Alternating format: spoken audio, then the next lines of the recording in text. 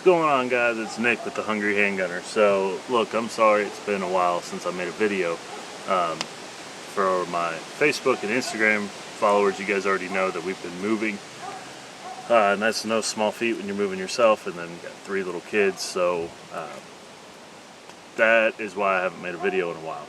But I do have a gun that I'm doing a review on for you guys today. This is the Smith and Wesson M&P 45C.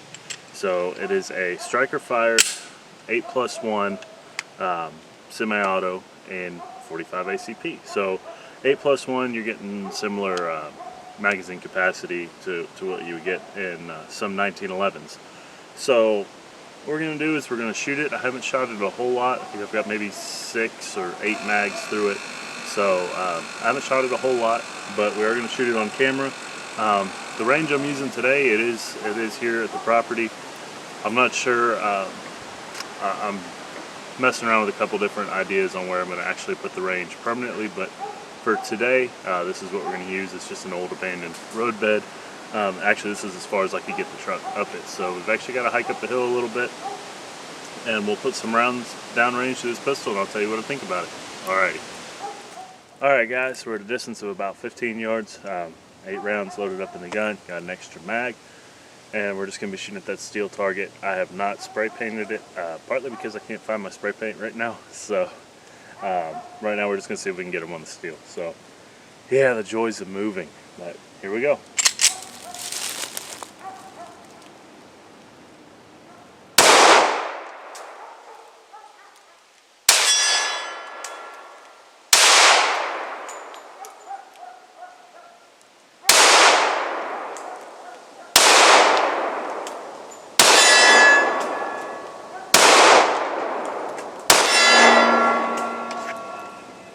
Alright, not too good for starters. We'll go ahead and put that second mag in.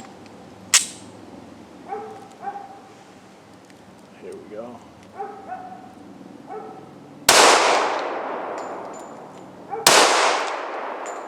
Notice the way I'm holding it.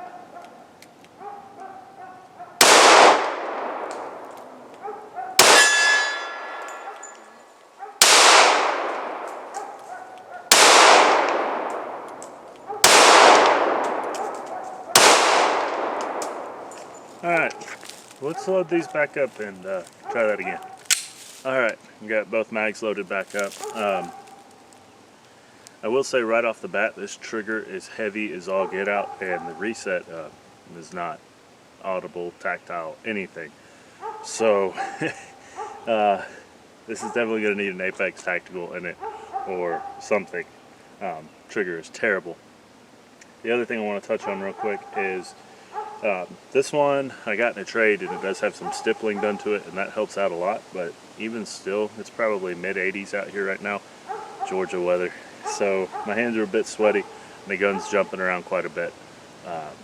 So we're going to try it again and see what we can get here. I'm not trying to make excuses, just giving you what I got. But here we go. We're going to do both these 8-round mags, and then probably go down, sit on the tailgate, and look at it close up. Alright, let's shoot.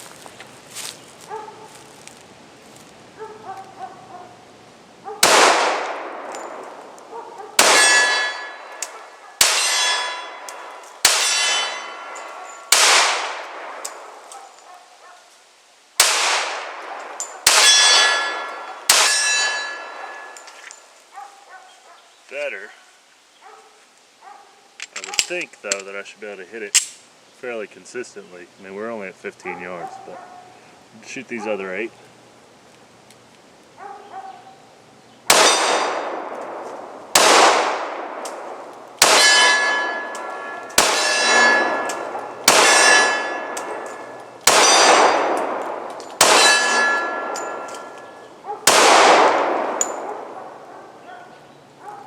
Interesting.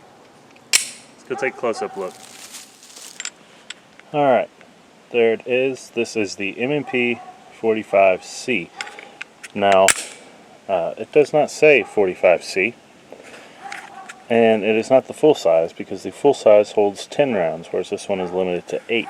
So, as you can see there, pinky is left dangling. You get 2 mags with it, this flush fitting magazine, can actually, with me, lets me get most of my pinky on the grip. Still not great, but for my preferences. And then you have this other magazine that has a little bit of a base plate extension on it, and you can get a full firing grip on it. So as I was talking about the trigger pull, it's clear. Let's see if I can demonstrate that for you guys. So quite a bit of grit in the take up.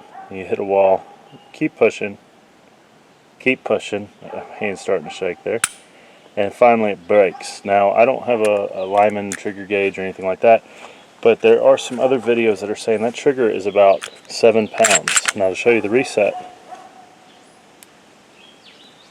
that was it. Did you hear it?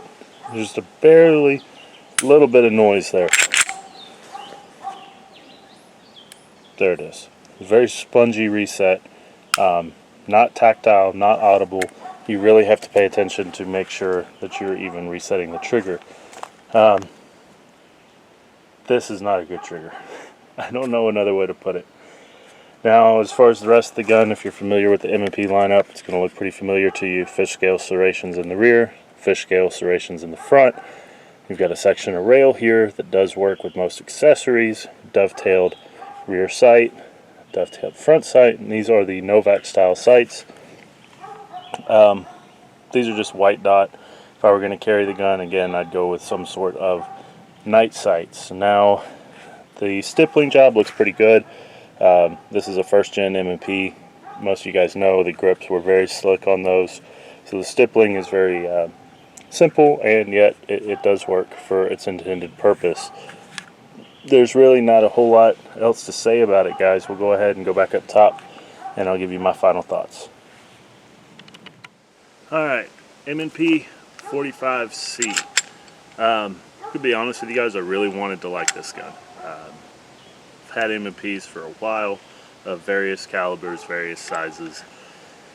Really wanted to like it. It's just that trigger is probably the worst semi-automatic trigger. Yeah, I think it is the worst. It's terrible, and yeah, I have shot some of the extremely low-end guns, and this takes the cake. Other than that, you know, just a little bit of shooting we did today, 4 magazines. By the time I was on my second set of mags, I was shooting it better. How much of that is the gun, aka the shitty trigger, or is me? I can't tell you without shooting the gun some more. It's probably going where it's pointed, and because of that trigger pull and everything else, I'm probably shaking the gun pretty bad before it goes off. So I'm sure there are some things that I could do to learn this gun and become more proficient, but that time is probably better spent with my carry firearm. So I'm not sure what I'm going to do with this yet. If I keep it, it's definitely going to have an upgraded trigger thrown in it, which I may do a separate review on that. If I get rid of it and put it towards something else, who knows? Possibilities are endless. So, guys, I appreciate your patience. I do try to get videos out to y'all as frequently as possible, and I'm going to be trying to make up for that here soon.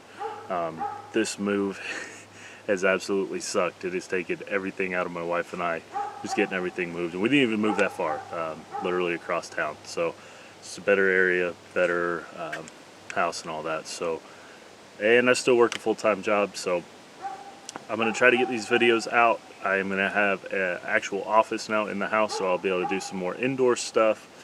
You know, I've got a couple knife reviews that I've been meaning to do for a while now. I'm nowhere near as knowledgeable on knives as I am on guns, and I'm not very knowledgeable on guns at all, as some of y'all have figured out and pointed out. So, but I do have some other stuff that I want to do for you guys, and I'll have a more conducive environment now at the new house to do some of that indoor filming.